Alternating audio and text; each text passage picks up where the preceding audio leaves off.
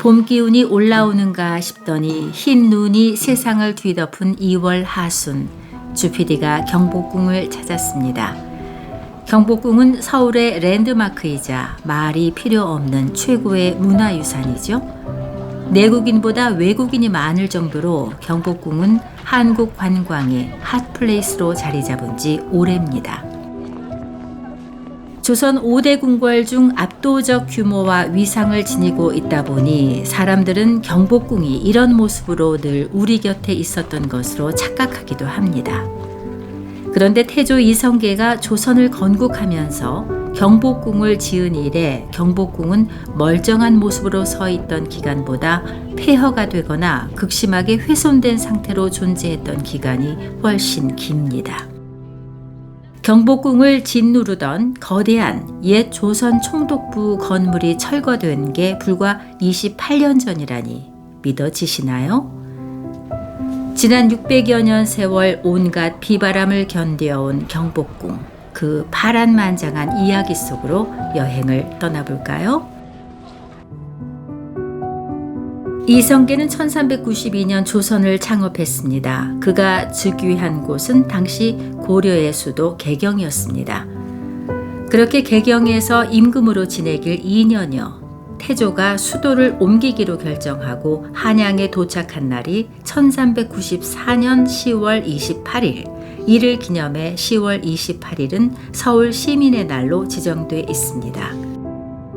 이때 한양에는 궁궐이 없었습니다.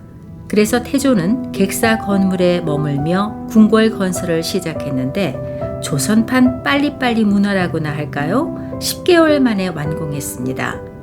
정도전은 왕과 그 자손, 온 백성이 태평성대의 큰 복을 누리기를 축원한다는 뜻을 담아 경복궁이라고 이름을 지었습니다.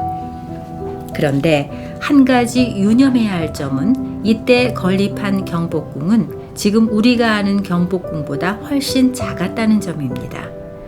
정전인 근정전과 왕의 집무실인 사정전, 침전인 강령전과 부속 침전 정도만 있었는데요. 궁궐 기능을 할 수 있는 필수 전각들만 지은 상태였다고 할 수 있습니다. 경복궁을 둘러싼 담, 궁성은 3년이 더 지나서 지어졌고 궁성이 세워지면서 비로소 정문인 광화문도 들어섰습니다.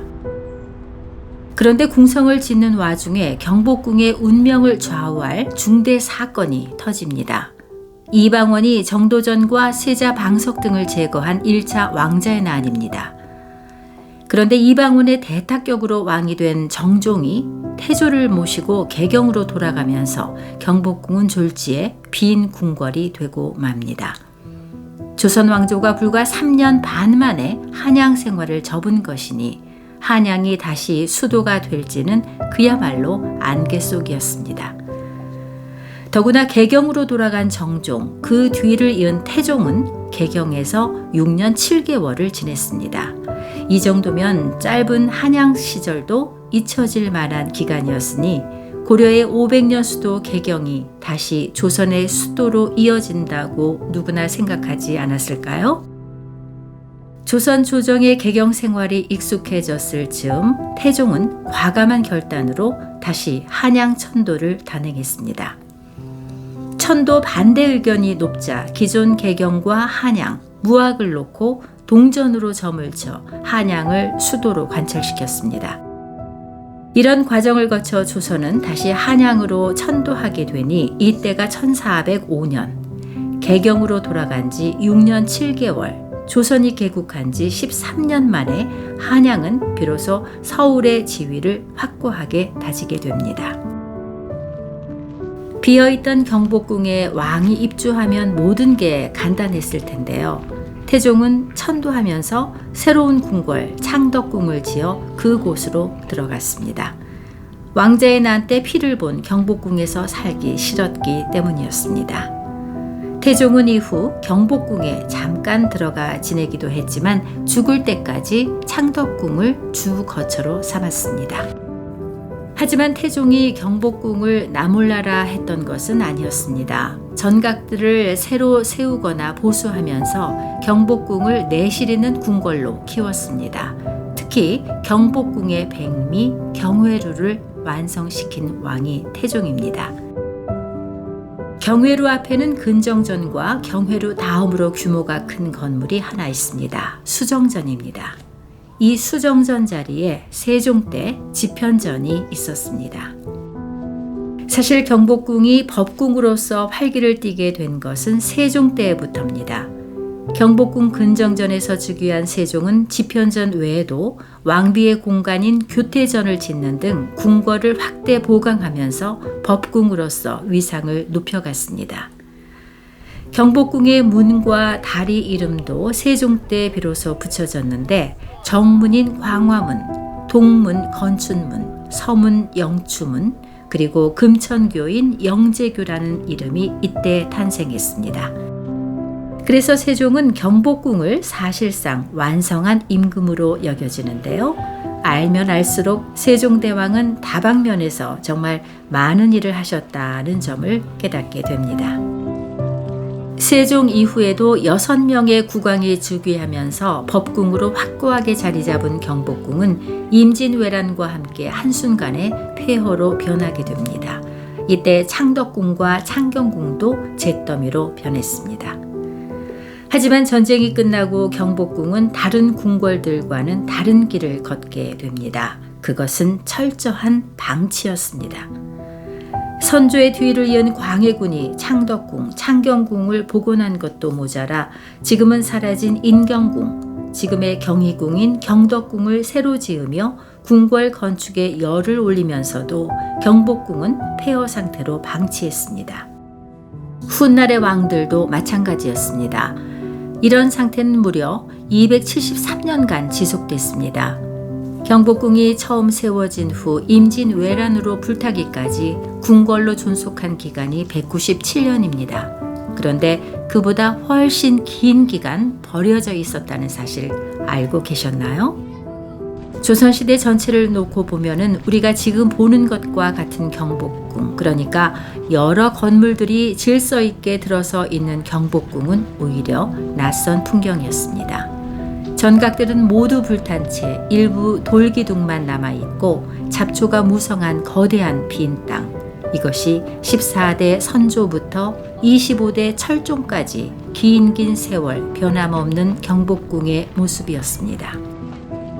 다른 궁궐과 비교해 볼까요? 창덕궁은 1405년 건립돼 임진왜란과 인조반정 때 40여 년간 소실됐다가 쭉 사용됐으니 국권 상실 때까지 460여 년간 존속됐습니다. 창경궁은 1484년 지어져 임진왜란 때 30여 년을 제외하고는 기능을 잃지 않았으니 400여 년간 살아있었습니다. 이에 비하면 경복궁은 궁궐로 기능한 기간이 조선 전기와 고종 시기 합쳐서 240여 년에 불과합니다. 전설 속에나 남아 있었을 경복궁의 영광을 다시 현실로 만든 이는 흥선대원군이었습니다. 고종 즉위 이듬해에 복원을 시작해 불같은 추진력으로 2년 만에 완벽한 궁궐로 재탄생시켰습니다.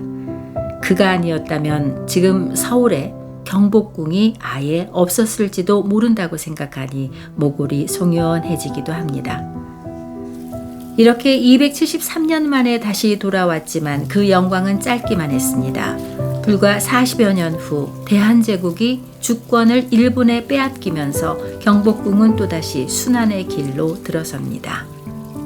일제강점기 광화문을 비롯한 대다수 전각들이 헐리거나 엉뚱한 곳으로 옮겨가고 경복궁 전면에 거대한 조선 총독부 건물이 세워졌습니다. 이 시기 경복궁은 식민지 지배 권력의 상징이었지 결코 우리 민족의 유산이 아니었습니다.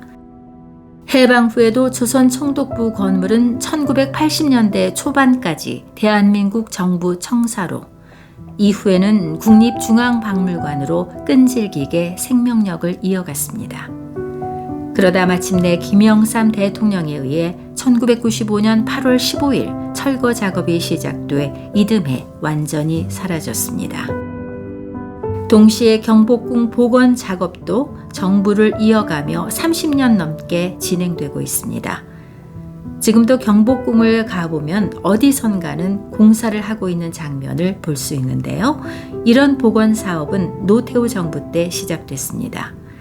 그때는 고종 시절에 단 7%에 불과한 36동의 건물만 있었지만 지금은 약 150동, 30% 수준으로 늘어났습니다. 복원 사업은 2045년까지 계속됩니다. 하지만 그때에도 고종 시절 경복궁을 빽빽하게 채우고 있던 500여 동의 전각들을 모두 복원할 수는 없을 것으로 보입니다. 지금도 경복궁을 구석구석 돌아보는 게 힘든 일인데 그 시절에 이보다 훨씬 어마어마하게 궁궐을 조성했다는 걸 생각하면 우리 조상들의 스케일도 보통은 아닌 듯 합니다.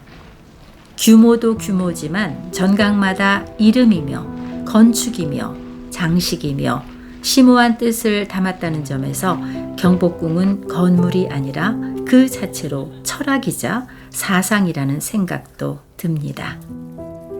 다음 영상에서는 경복궁의 주요 전각들을 순례하며 그 속에 얽힌 흥미로운 이야기로 찾아가겠습니다. 주피디의 역사 여행이었습니다. 고맙습니다.